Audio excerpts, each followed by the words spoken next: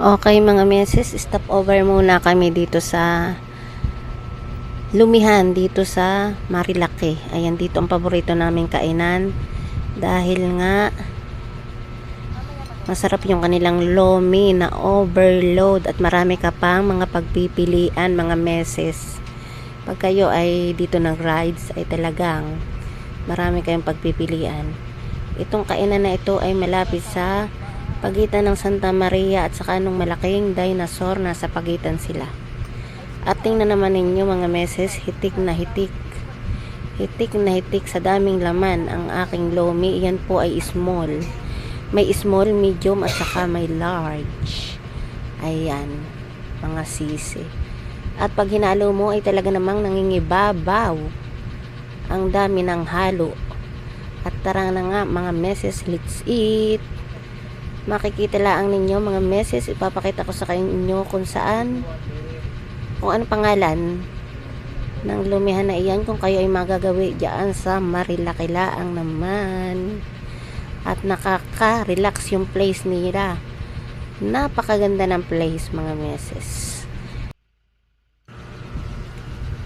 Ayan mga meses, at iyan nga yung pangalan ng lumihan na namin favorite spot mga meses, M&R. Makikita ninyo yan sa Marilaki.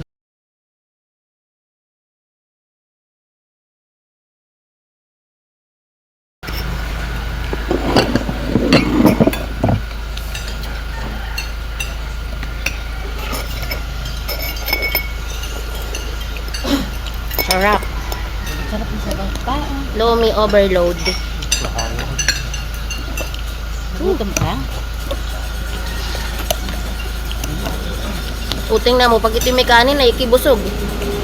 Ay ako busog na sa atin ay kaya hindi na ako magkano.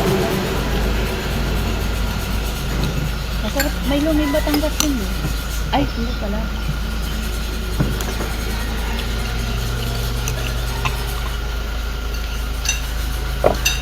Masarap pag nilagyan ito.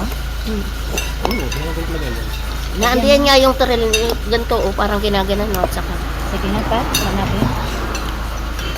Tikman natin.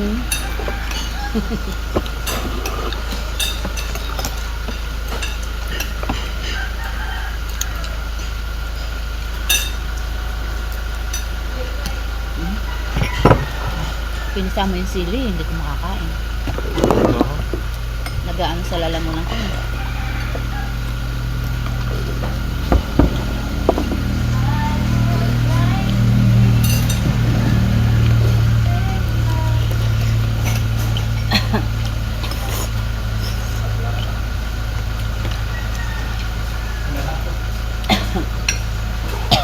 Doon kami napakainin pa ba sa kabila.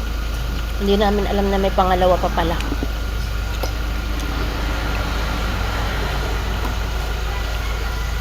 Ay, sarap. Baka yan din. Alabay. Pagong.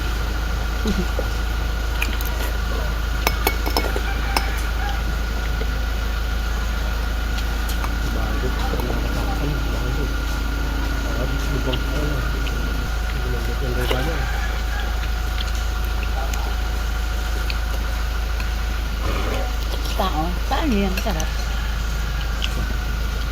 Masarap.